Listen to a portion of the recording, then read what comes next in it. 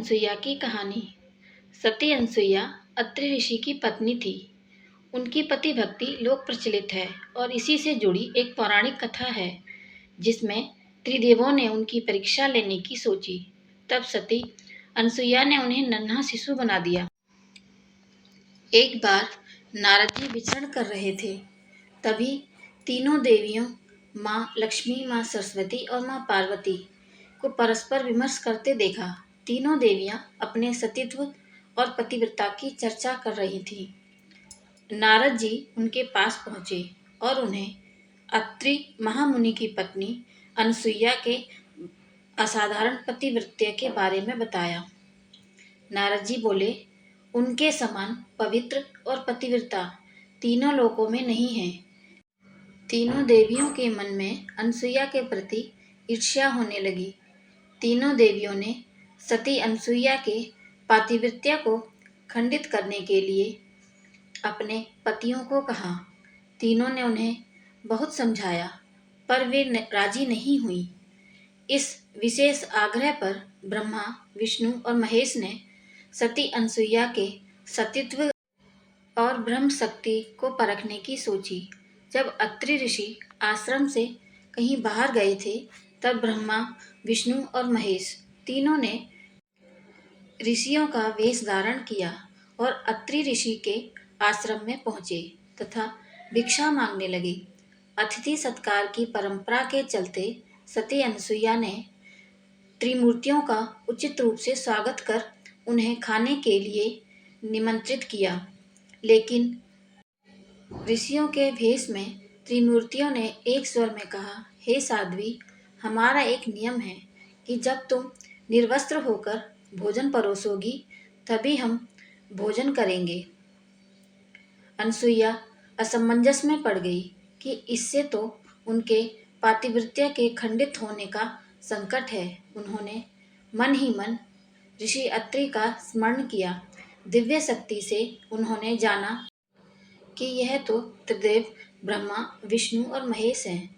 मुस्कुराते हुए माता अनसुईया बोली, जैसी आपकी इच्छा। तीनों ऋषियों पर जल छिड़ककर उन्हें तीन प्यारे शिशुओं के रूप में बदल दिया। सुंदर शिशु देखकर माता अनसुईया के हृदय में मातृत्व भाव उमड़ पड़ा। शिशुओं को स्तनपान कराया, दूध भात खिलाया और गोद में सुलाया। तीनों गहरी नींद में सो गए। इसके बाद अनसुईया माता ने तीनों को झूले में सुलाकर कहा, तीनों लोकों पर शासन करने वाले त्रिमूर्ति मेरे शिशु बन गए। मेरे भाग्य को क्या कहा जाए। फिर वह मधुर कंठ से लोरी गाने लगी। उसी समय कहीं से एक सफ़ेद बैल आश्रम में पहुंचा। एक विशाल गरुड़ पंख फड़फड़ाते हुए आश्रम पर उड़ने लगा और एक राजहंस कमल को चोंच में लिए हुए आया और आकर द्वार पर उतर गया। यह नज़ारा देखकर नारद, लक्ष्मी, सरस्वती और पार्वती आ पहुँचे। नारद ने विनयपूर्वक अनसुईया से कहा, माते, अपने पतियों से संबंधित प्राणियों को आपके द्वार पर देखकर यह तीनों देवियां यहाँ पर आ गई हैं। यह अपने पतियों को ढूंढ रही हैं। इनके पतियों को कृपया इन्हें सौंप दीजिए। अनसुईया ने तीनों देवियों को प्रणाम करके कहा, माताओं, झूलों में सोने वाले शिशु अगर आपके पति हैं तो इन्हें आप ले जा सकती हैं। लेकिन जब तीनों देवियों ने तीनों शिशुओं को देखा तो एक समान लगने वाले तीनों शिशु गहरी निद्रा में सो रहे थे। इस पर लक्ष्मी, सरस्वती और पार्वती भ्रमित होने लगी। नारद ने उनकी स्थिति जानकर उनसे पूछा, आप क्या अपने पति को पहचान नहीं सकती? जल्दी से अपने अपने पति को गोद में उठा लीजिए।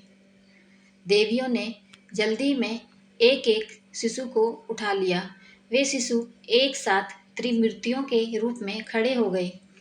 तब उन्हें मालूम हुआ कि सरस्वती ने शिव जी को, लक्ष्मी ने ब्रह्मा को और पार्वती ने विष्णु को उठा लिया है। तीनों देवियां शर्मिंदा होकर दूर जा खड़ी हुईं। तीनों देवियों ने माता अनसुईया से क्षमा याचना की और यह सच भी बताया कि उन्होंने ही परीक्षा लेने के लिए अपने पतियों को बाध्य किया था। फिर प्रार्थना की कि वे उनके पति को पुनः अपने स्वरूप में ले आएं। माता अनसुईया ने त्रिदेवों को उनका रूप प्रदान किया। तीनों देव सती अनसुईया से प्रसन्न होकर बोले, देवी वरदान मांगो।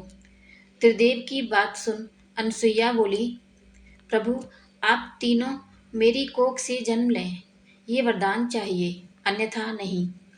तभी तभी से वह माता अनसुईया के नाम से प्रख्यात हुई तथा कालांतर में भगवान दत्तात्रेय रूप में भगवान विष्णु का, चंद्रमा के रूप में ब्रह्मा का तथा दुर्वासा के रूप में भगवान शिव का जन्म माता अनसुईया के गर्भ से हुआ।